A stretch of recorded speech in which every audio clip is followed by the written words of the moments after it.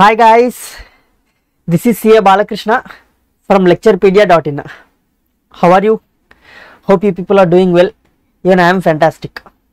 Now in the today's class we will be revising Audit Committee and Corporate Governance.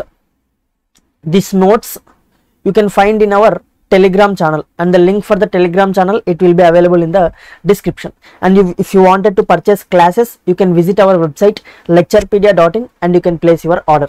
Okay, now without any waste of time, let us start a revision of Audit Committee and Corporate Governance. Now first of all, what is this corporate governance?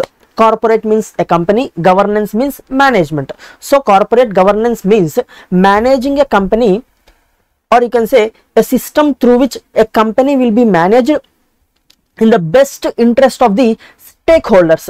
That would be the simple understanding of corporate governance. Now in this chapter we will be mainly discussing LODR regulations, listing obligation and disclosure requirements. Basically these LODR regulations will be issued by SEBI and they are applicable to listed entities. Once an entity lists its shares on the stock market, it has to comply with LODR regulations. We can also call these LODR regulations as post listing regulations. Okay, we are also having ICDR regulations, but in our syllabus we don't have them. ICDR regulations are pre-listing regulations. That means if company wanted to list its shares on the stock market, then first of all it has to comply with ICDR regulations, and after listing the shares in the stock market, from that point onwards it has to comply with LODR regulations. Hope this is clear. Now to which companies these LODR regulations are applicable? To all the listed entities, the LODR regulations are applicable. Listed entities which have listed following types of securities. What are those securities? Let us see. LODR regulations, post listing requirements. Applicability of LODR regulations. Entities listed following securities on the stock exchange. What are those following securities? First one, specified securities. These specified securities include equity shares and convertible securities. These two will be known as specified securities. If any entity lists specified securities on the stock market, then LODR regulations will be applicable to that particular entity. And any entity which lists non-convertible securities, Indian depository receipts, security receipts, basically this is security receipts. You will be listening this term in SARFAESI Act. Okay, asset reconstruction company will issue these security receipts. Basically you can simply remember that security receipts represent bad loans. Banks, they will sell up bad loans to asset reconstruction company, and asset reconstruction company will issue security receipts to the public to raise money to purchase that bad loans. That would be the concept of security receipts. And coming to the securitized debt instruments, these securitized debt instruments represent good debts. Let's say a company A Limited is having some 1000 crores debtors. These debtors are good debtors only, those are not bad debts, but company requires some amount. So what the company will do? Company will convert these good debtors of 1000 crores into securities, and it will sell these securities to other parties to raise the money backing these debtors. So those types of securities will be known as securitized debt instruments. Okay, security receipts related to bad debts, securitized debt instruments related to good debts. Hope this is clear. Next, any entity which has listed its mutual fund units on the stock market, even for those entities LODR regulations are applicable. And any entity which has listed other securities specified by the board.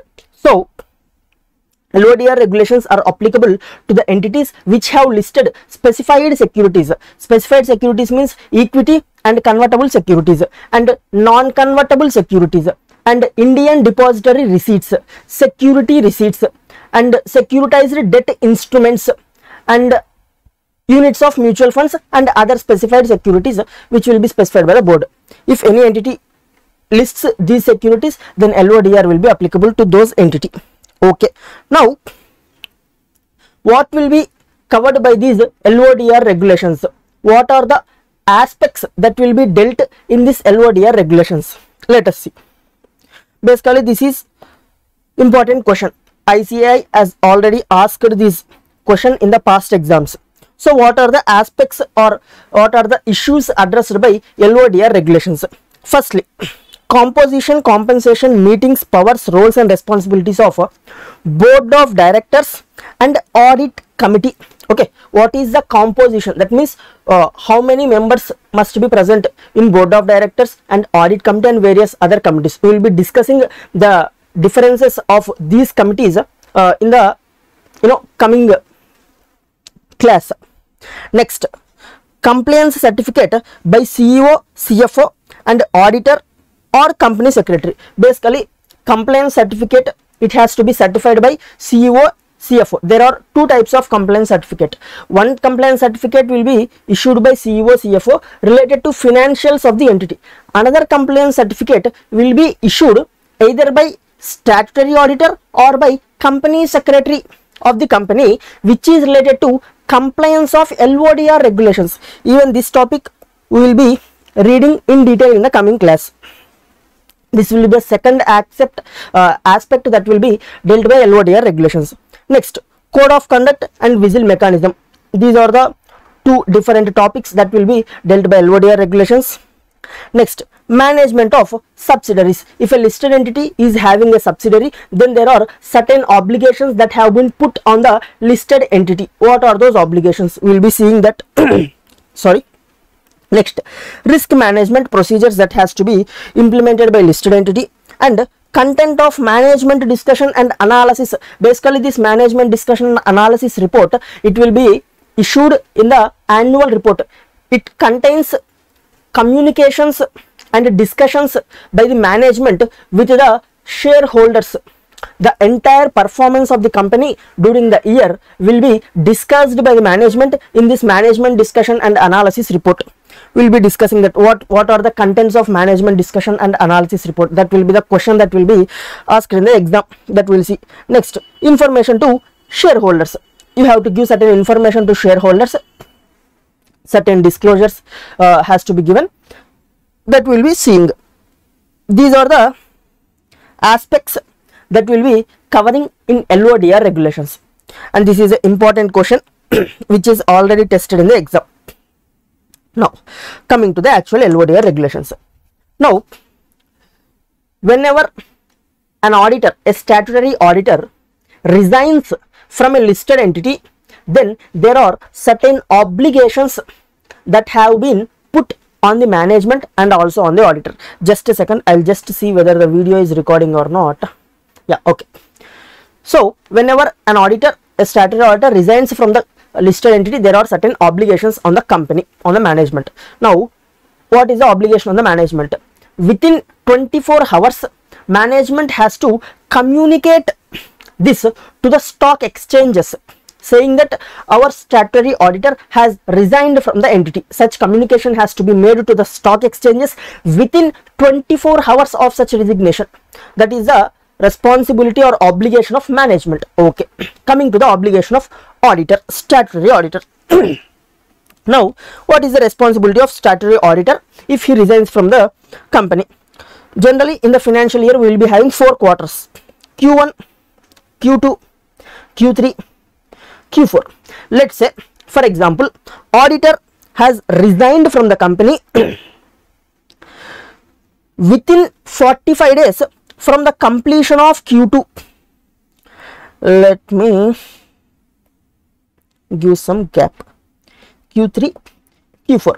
Auditor has resigned from the company within 45 days. In this period, auditor has resigned from the company within 45 days from the completion of the quarter. In that case, it is the obligation of the auditor to issue the limited review report for that quarter. Hope this is clear. If auditor resigns from the company within 45 days from the end of the quarter, then such auditor has to issue the limited review report of such quarter. Okay. Next, let's say auditor resigns after 45 days. That means in this period auditor resigns after 45 days from the completion of the quarter. Now, when auditor resigns after completion of 45 after 45 days from the completion of the quarter, then auditor has to issue limited review report for such quarter as well as the next quarter. Hope this is clear. First one, if auditor resigns from the company within 45 days from the completion of the quarter, then auditor has to issue limited review report or the audit report for such quarter. Okay, if auditor resigns after 45 days from the completion of the quarter, then auditor has to issue the quality review the limited review report for such quarter as well as the next quarter. Okay, these are the two responsibilities. Another responsibility, now let's say auditor has resigned from the company after completion of 3 quarters. That means auditor has issued the limited review report for the 3 quarters. After issuing limited review report for the 3 quarters, then the auditor is resigning. In such case, auditor is having obligation to give limited review report for the 4th quarter also and audit report for the entire financial year. Only after that auditor can resign.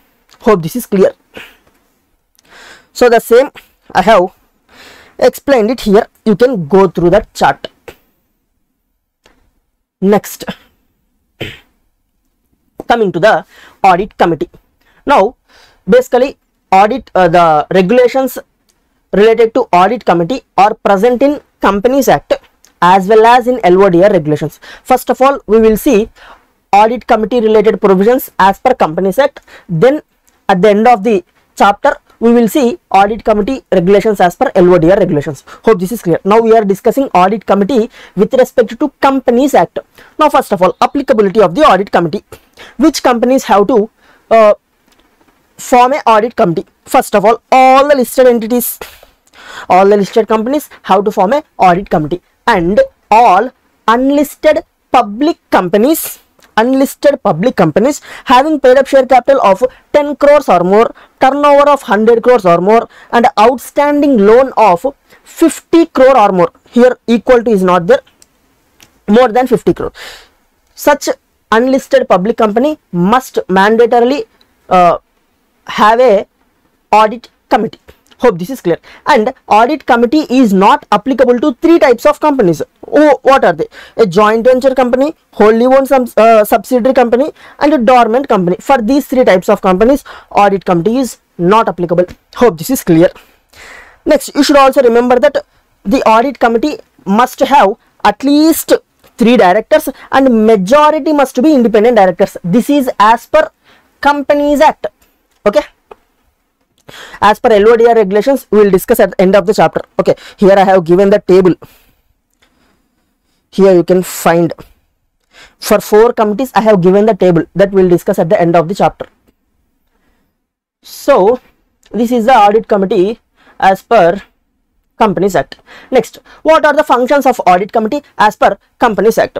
First of all, audit committee will recommend terms of appointment as well as remuneration of auditors of the company. That is the first function, recommendation for appointment and remuneration of auditors of the company. And the audit committee will also review and monitor independence of the auditor and also performance of the auditor, whether auditors are doing their work independently and what is how the auditors are performing. It will be reviewed by the audit committee. Review and monitor audit independence and performance. Next, audit committee will also examine the financial statements that have been prepared by the management, and it will also examine the audit report that has been issued by the auditor. Examine financial statements and audit report. Next, if company enters into any related party transactions, that must be first of all approved by the audit committee. Only after taking approval of audit committee, company can enter into related party transactions. Approval of related party transactions. Next, audit committee will also scrutinize intercorporate loans and deposits. Next, evaluate internal controls over financial reporting and risk management systems that have been employed by the company. Next, monitoring end use of the funds. Whenever company raises funds from initial public offer or further public offer or private placement, whether such funds have been utilized for the purposes that have been specified by the company or not. That is, end use of the funds will be monitored by audit committee. Okay, these are the functions of the audit committee. And also audit committee will involve in valuation of assets and undertakings of the company. These are functions of audit committee as per Companies Act. There are still additional functions of the audit committee as per LODR regulations. Okay, there are around some 25 points that have been given in your book. Those points you can go through. Okay, you can remember some 10 points for a theory question, and you just go through other points in case asked in the MCQs. Okay, next, now that was as per Companies Act. Now under LODR regulations, there are 5 mandatory aspects that has to be reviewed by the audit committee. Earlier there were 6 mandatory aspects, but now it was amended. But in the amendment, one aspect was deleted. So now there are 5 mandatory aspects that has to be reviewed by the audit committee. Why only these 5 has to be reviewed mandatorily? Because these 5 are most important areas. So these 5 areas has to be mandatorily reviewed by audit committee. What are those 5 areas? Let us see. First one, management discussion and analysis of financial condition and results. We have already discussed that in the management discussion analysis report will be present in the annual report. Now that management discussion and analysis has to be mandatorily reviewed by the audit committee. Okay. Next, letter of internal control weakness. Basically this will be given both by statutory auditor as well as internal auditor. Internal auditor will not issue separate letter, but in his internal audit report only, in one of the section he will speak about the how internal controls are working. Now the audit committee has to review letter of internal control weakness issued by statutory auditor and by internal auditor. Hope this is clear. Here we have covered 3 points. First one, management discussion analysis, internal control weakness issued by statutory auditor, issued by internal auditor. Next, appointment, remuneration and removal of chief internal auditor, again related to internal auditor. Terms of appointment of chief internal auditor, what is the remuneration that is being given to the internal auditor, and in case there is a removal of internal auditor, what are the terms on which he has been removed. All this has to be mandatorily reviewed by whom? By audit committee as per LODR regulations. Next, statement of deviation of funds. Again same, funds raised from IPO, FPO, private placement, whether those have been utilized for the purposes which have been stated or not, or there are any deviations. In case deviations, there will be statement of deviation prepared. That statement of deviation must be mandatorily reviewed by audit committee. This statement of deviation will be prepared quarterly as well as annually. Both has to be reviewed. Okay, quarterly, annually. These are the 5 mandatory review areas of audit committee as per LODR regulations. Next, certificate of compliance by auditor. Compliance of what? Now SEBI says that LODR regulations are issued by SEBI. Now SEBI says that all the listed entities you have to comply with LODR regulations. What is the guarantee that the listed entities will comply with LODR regulations? So SEBI also told that you have to obtain a compliance certificate either from the statutory auditor or from the company secretary, stating that the company has complied with all the LODR regulations. That is known as compliance certificate issued by either statutory auditor or by company secretary. Generally most of the companies, they will take compliance certificate from the statutory auditor only. Okay, so that is a certificate of compliance by auditor. Now this certificate is just a factual verification of implementation of LODR requirements. Okay, while issuing this certificate, the auditor will just verify the company has implemented and followed these LODR requirements or not. You should not assume that auditor is giving opinion on these LODR requirements followed by the company. No, auditor is not issuing any opinion. He is just verifying the factual implementation. Okay, so does not constitute an audit nor expression of opinion. That is related to certificate of compliance. Next, coming to the disclosures regarding director remuneration. Before seeing that, we will see this point, approval for remuneration of directors. This is also as per LODR regulations. Now whenever you are paying remuneration to the directors, there are certain approvals that are mandated by LODR regulations. Let us see that. If you are paying remuneration to non-executive director, including independent director, okay, Firstly, non-executive director. Here you need to understand what is difference between non-executive director and executive director. Simply remember that executive director is director as well as employee of the company, whereas non-executive director is only director. He is not employee of the company. Examples of executive director: whole-time director, managing director. These two people will be executive director, and remaining other directors will be non-executive directors. Okay. So whenever you are paying remuneration to non-executive director, including independent director, you will be requiring board meeting ordinary resolution as well as general meeting ordinary resolution. This is the first situation. Now, if remuneration that is paid to single non-executive director exceeds 50% of the remuneration paid to all the non-executive directors, then you will be requiring general meeting special resolution. Let's say there are 3 non-executive directors, A, B, C. For all 3 non-executive directors together, total remuneration is, let's say, 100 crores. This is the total remuneration. Now, of this, only for Mr. A, you are paying a remuneration of, let's say, some 70 crore. That means more than 50% of the total remuneration. So in this case, you will require general meeting special resolution, not ordinary resolution. Hope this is clear.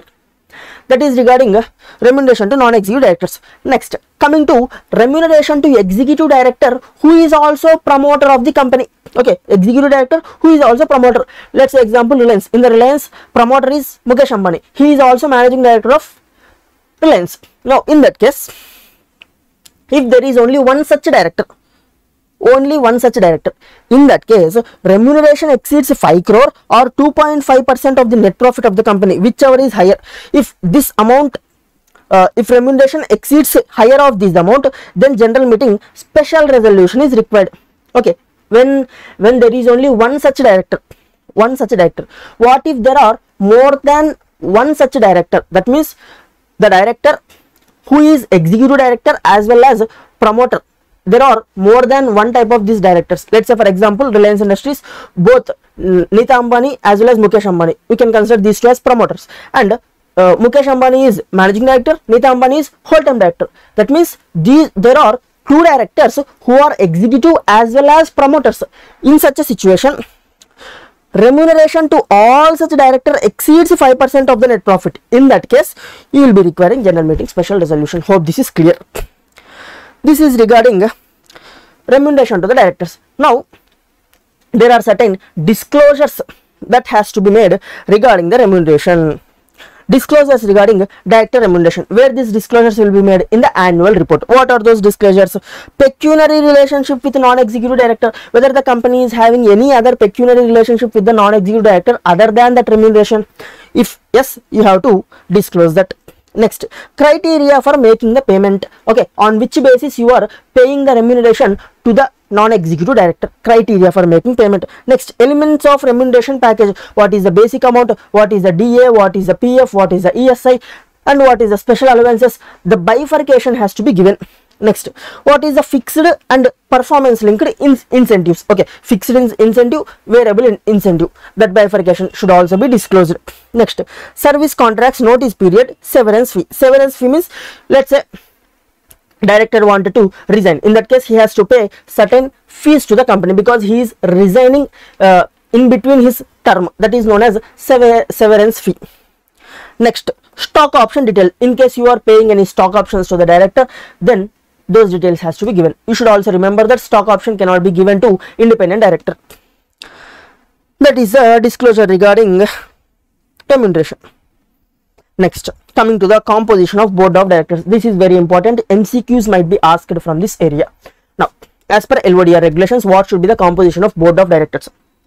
First of all the entities should have at least one woman director.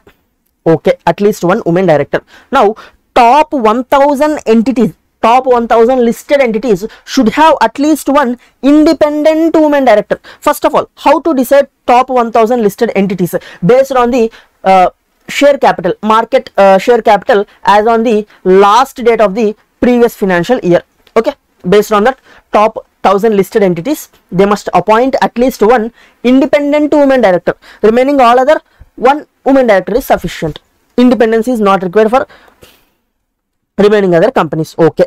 Next, not less than 50% of the board of directors should be non-executive directors. Okay. Next, top 2000 listed entities must have at least 6 members as directors on the board of directors. Okay, not less than 6 directors. For whom? For top 2000 listed entity based on market share capital.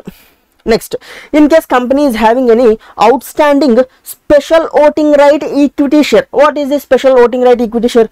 Let's say for all the shares, 1 share equal to 1 voting right, but there are certain special shares for which 1 share equal to 2 voting rights.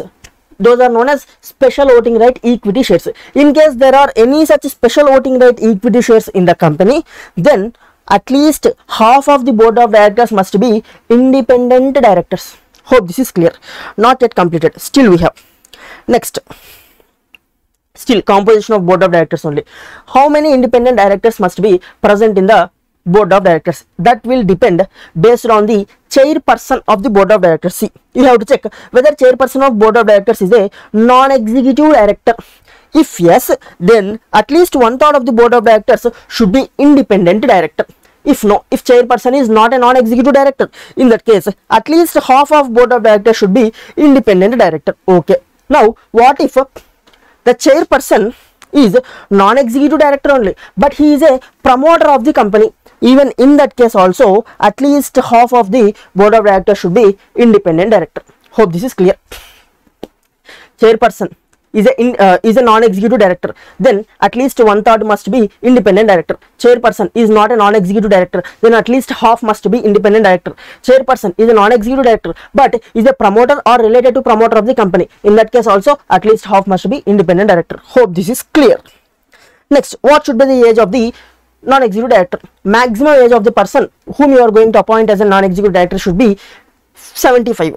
In case you wanted to appoint a person whose age is above 75 as a non-executive director, then you will be requiring general meeting special resolution. Just a second. Just a second, I'll have to close this.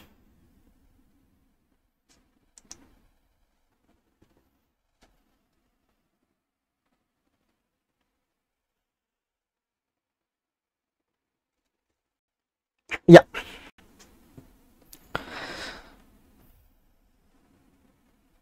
So if you want to appoint a person whose age is above 75 as a non-executive director, then you have to take general meeting special resolution. Next, now what could be the maximum number of directorships that a person can hold as per LODR regulations, not as per Companies Act. As per Companies Act there are different limits, but as per LODR, which is applicable only to listed companies, what could be the maximum companies in which a person can act as a director? 7 listed entities, both non-executive as well as independent as well as executive director. Okay, in entirety a person can act as a director in maximum 7 listed entities. Okay, now what if a person is acting as a whole-time director or managing director in any listed entity? In that case, he can act as an independent director only in maximum of 3 listed entities. Okay, can serve as independent director in maximum 3 listed entities, because if he is acting as whole-time director or managing director, the responsibility of that person in that company will be somewhat higher, because he has to take care of that company's day-to-day activities also. So he cannot spend more of his time for the other companies. That is the reason why the maximum number of companies in which he can act as an independent director in such situation is maximum 3 listed entities. Hope this is clear. Next, coming to the obligations of board of directors as per LODR regulations. First of all, meetings of the board of directors.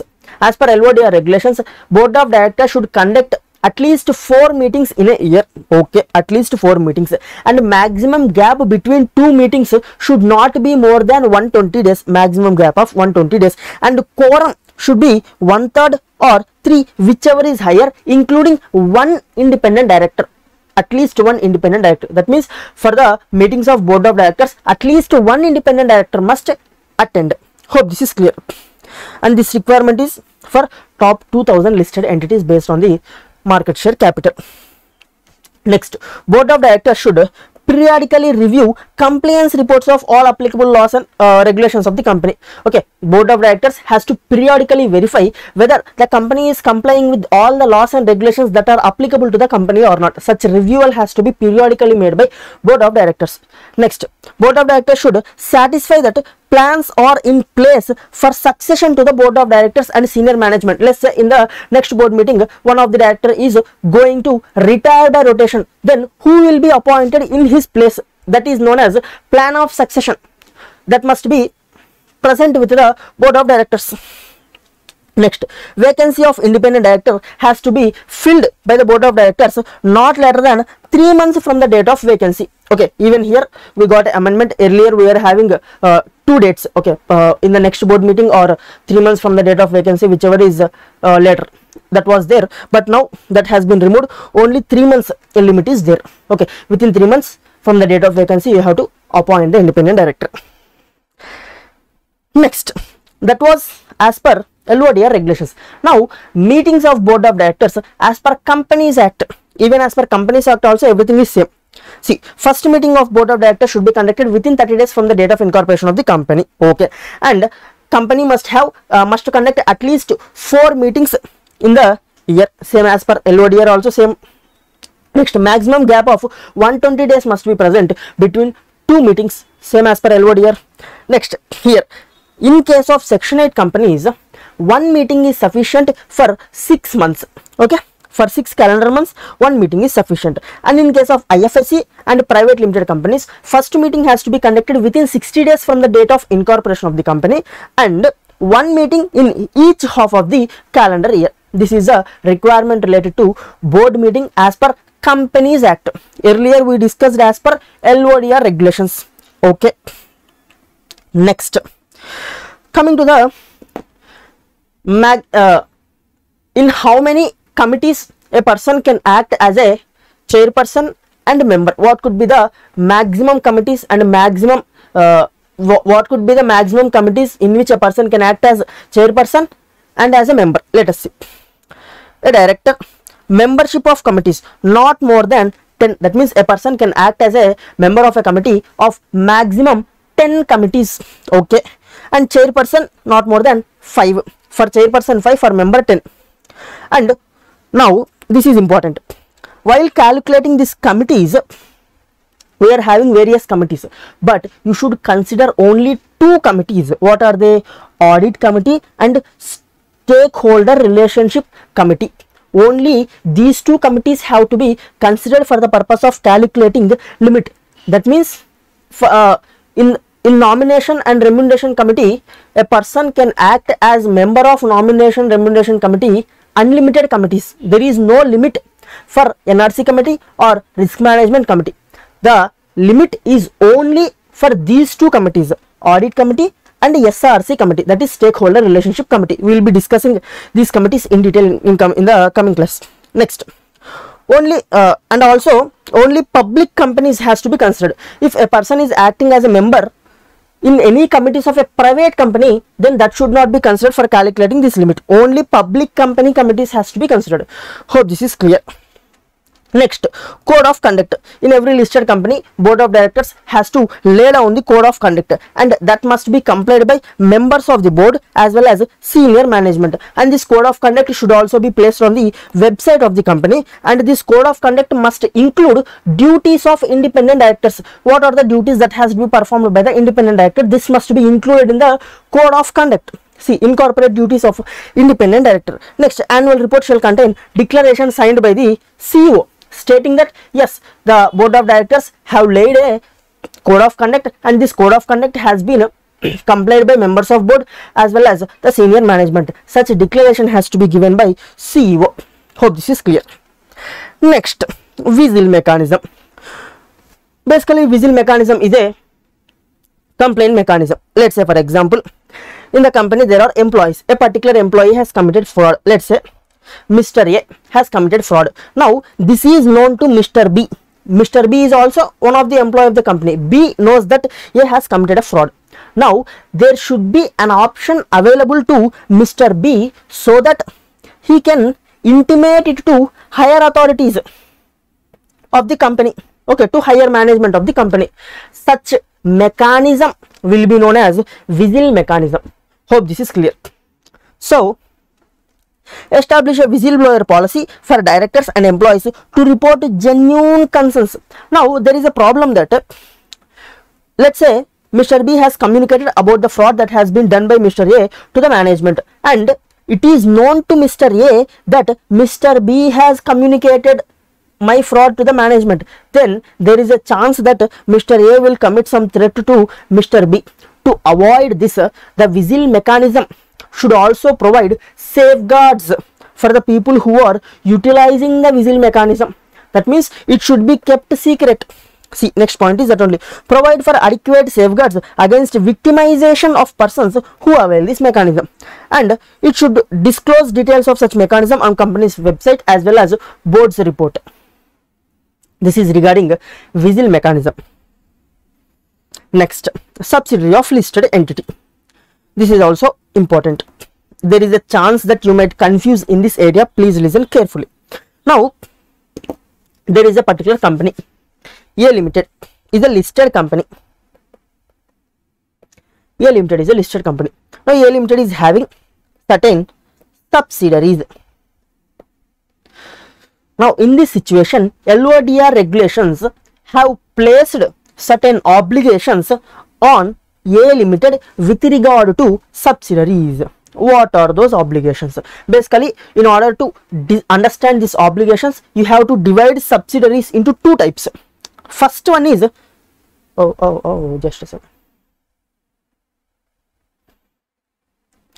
First one is unlisted subsidiary. Next one is material subsidiary. We will see. Unlisted subsidiary means you already know what are unlisted subsidiary. A subsidiary which is not listed is known as unlisted subsidiary. Now, in relation to unlisted subsidiary, what are the obligations of the listed entity? Let us see. First one, audit committee shall review financial statement of unlisted subsidiary. That means audit committee of A Limited. Audit committee of A Limited should review the financial statement of unlisted subsidiaries. This is the first obligation on the listed entity. Okay. Next, board meeting minutes of unlisted subsidiary shall be placed in the board meeting of listed entity. That means in the unlisted subsidiary, board meeting will be conducted, right? In that board meeting, minutes will be prepared, right? That minutes must be placed in the board meeting of listed entity. These are the two obligations of listed entity with regard to unlisted subsidiary. Okay. Next, moving to the material subsidiary. First of all, what is a material subsidiary? Basically, there are two definitions for the material subsidiary. For entire LODR regulations, this definition will be only will be applicable, but there is one particular provision. Only for that particular provision there will be a different provision of material subsidiary that I will explain you. First of all, we will see the definition of material subsidiary that will be applicable for entire LODR regulations. See, those subsidiary whose income or net worth exceeds 10% of consolidated income or net worth, such type of subsidiary will be known as material subsidiary. Now, what will be the obligation of a listed entity in respect of a material subsidiary? Let us see. Whenever listed entity wanted to dispose of, that means sell the shareholding in the material subsidiary such that the control of listed entity in the material subsidiary will be lost. Okay. If such a type of sale has to be made, then the listed entity has to get general meeting special resolution. Only after getting general meeting special resolution, listed entity can sell the shareholding of material subsidiary in which the control will be lost on the material subsidiary. Okay, to sell that many number of shares wherein the control will be lost, general meeting special resolution is required. See, do not dispose shares resulting shareholding less than or equal to 50% without passing general meeting special resolution. That is the first obligation. Next, whenever listed entity wanted to dispose assets of material subsidiary amounting to 20% or more of the total assets of the material subsidiary. Let's say assets of this material subsidiary are 100 crores. Now of these 100 crores, 20%, more than 20%, let's say 30 crores. A Limited, the listed entity, wanted to sell 30 crore assets of material subsidiary, which is exceeding 20% of the total assets. In that case, A Limited has to get general meeting special resolution. Okay. General meeting special resolution in which company? In A Limited, not in the subsidiary. In the listed entity, general meeting special resolution has to be obtained. Hope this is clear. Excuse me. So, in order to dispose assets amounting to 20% or more of total assets, general meeting special resolution is required. Next, coming to the special provision. Now, at least one independent director of listed entity shall be director on the board of material subsidiary. Here, this material subsidiary is having a different definition. Let us discuss that. First of all, I'll explain this provision. The provision is, here A Limited is there now. A Limited is a listed entity. Now in the listed entity there will be independent directors, right? At least one independent director of the listed entity shall be director of material subsidiary. Hope this is clear. Now for this purpose, what is the definition of material subsidiary? Same, the material subsidiary definition which we have discussed earlier, na same definition will be applicable, just percentage will be changed from 10% to 20%. Okay, here it is 10%, but here it is 20%. Only for this provision, the definition of material subsidiary 20%. For remaining all other places, definition of material subsidiary 10%. Okay. Next, secretarial audit. Generally, secretarial audit is applicable to all the listed entities and their material unlisted subsidiaries also. This is the applicability of secretarial audit. Next, now whenever a company is appointing a director, then certain information has to be given to the shareholders of that listed entity relating to that director. What is that information? Let us see. Brief resume of that person. You have to provide a brief resume of the person whom you are going to appoint as a director to the shareholders. Next, nature of expertise in the functional areas. What is the experience that he is having and what are the areas in which he is expert, that has to be communicated to the shareholders. Next, relationship between directors inter se, whether that new person is having any relationship with the existing directors in the board. If yes, that has to be disclosed to the shareholders. Next, listed entities in which person holds directorship or committee membership, whether that person is already appointed as director in any other listed entity, the names of such listed entities has to be disclosed to the shareholders, and shareholding of such particular director in the listed entity, whether that person is having any shareholding in the company, in the listed entity. Hope this is clear. These has to be disclosed to the shareholders. Next, share transfer among the shareholders. Now, in order to give effect to this share transfer, certain documents has to be executed, and those have to be signed by the directors. Now, what the directors can do is, directors can designate this duty to any compliance officer or registrar to the issue or to any committee on behalf of board of directors. That compliance officer or committee or registrar will execute the transfer, and such delegated authority shall attend to formalities at least once in a fortnight. Fortnight means 15 days. Okay, at least once in a 15 days, those formalities have to be done by the designated person.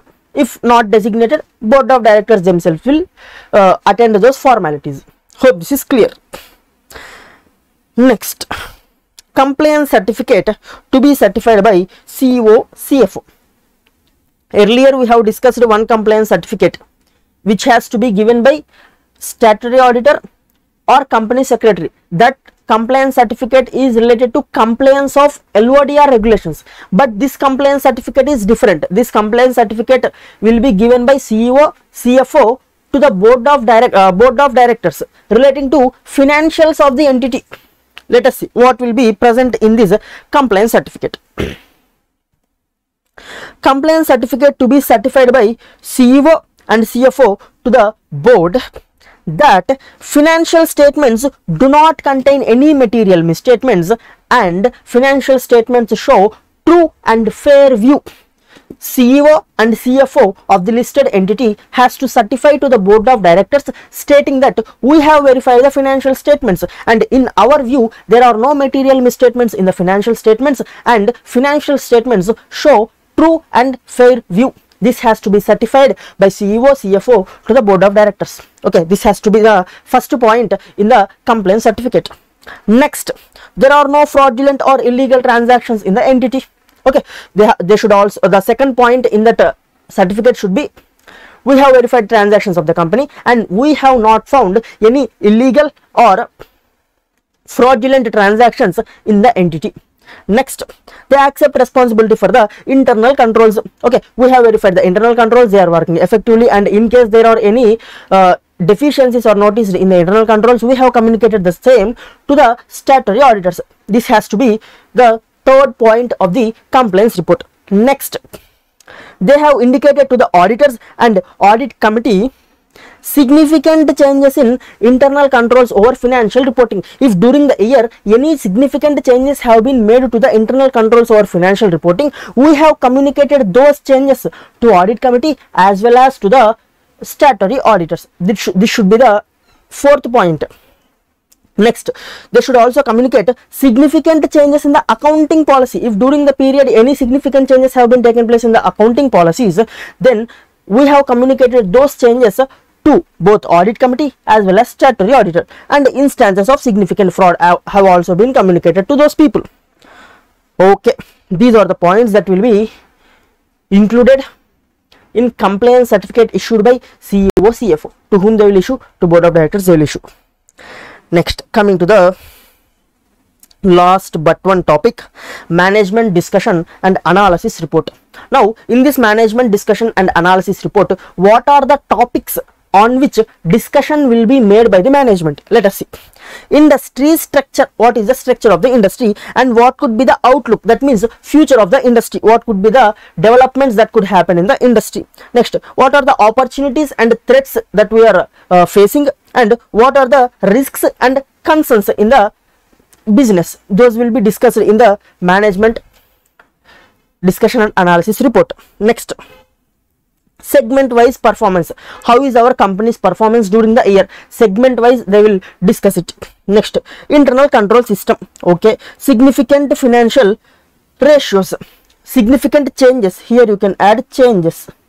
Okay, when compared to the previous year, whether there is any significant change in the financial ratios in the current year. Significant change means if there is a change of 25% or more when compared to the previous year, then that would be known as significant change. Okay, 25% or more. Even this will be present in the management discussion and analysis report. Next, developments in HR, human resource department. Next, discussion on financial performance with respect to operational performance, changes in return on net worth. These aspects will be discussed in management discussion and analysis report. Coming to the committees.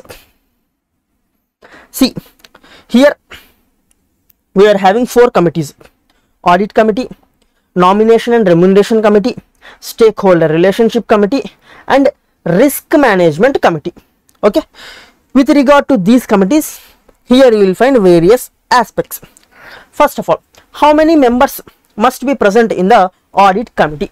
There must be minimum 3 directors who has to be present in the Audit Committee. And how many members in the Nomination Remuneration Committee? At least 3 directors, and all those 3 directors must be non-executive directors. Okay, and Stakeholder Relationship Committee, at least 3 directors. Risk Management Committee, minimum 3 directors, minimum 3 persons. Here it is important, here you can add persons. That means a person who is not a director can also be appointed as member of Risk Management Committee. Okay, persons senior management can be appointed as a member of risk management committee. Thereby, a person who is not a director can also be appointed as member of risk management committee. Okay, but majority must be board of directors only, members of board of directors. Next, coming to the independent directors. Of total members, how many must be independent directors? Okay, let us see. In case of audit committee, of total members of the audit committee, at least 2/3 must be independent directors. Coming to the nomination remuneration committee, at least 2/3 must be independent directors. Coming to the stakeholder relationship committee, at least one must be an independent director. Here also at least one must be an independent director. Now, if company is having outstanding special voting right equity shares, then how many independent directors must be there? In that case, all the members of audit committee must be independent directors. Here 2/3 must be independent directors. Here at least 2/3 must be independent directors. At least 2/3 must be independent directors. Okay, next, who can be chairperson? In case of audit committee, independent director should be the chairperson. In case of nomination remuneration committee, independent director should be the chairperson. In case of stakeholder relationship committee, non-executive director must be the chairperson. And coming to the risk management committee, any member of board of director can be chairperson of the risk management committee. Next, meetings. Audit committee must meet at least 4 times in a year, and a maximum gap between 2 meetings should not be more than 120 days. And in case of nomination remuneration committee, at least 1 year it should meet at least 1 time in a year. And stakeholder relationship committee shall meet at least once in a year. Here at least twice in a year. Risk management committee at least twice in a year. And what would be the quorum? In case of audit committee, 2 or 1/3, whichever is higher, but minimum 2 independent directors must be present in the quorum. Coming to the nomination remuneration committee, same, 2 or 1/3, whichever is higher, but minimum 1 independent director is sufficient. And here for SRC we don't have any quorum. And coming to the risk management committee, 2 or 1/3, whichever is higher, must be the quorum, and minimum 1 member of board of director must be present in the quorum. Hope this is clear. So this is entire revision of audit committee and corporate governance. Okay, in the next we'll meet in the next class with a new chapter. And if you want to purchase classes, you can visit our website lecturepedia.in and you can place your orders. Take care. Bye bye.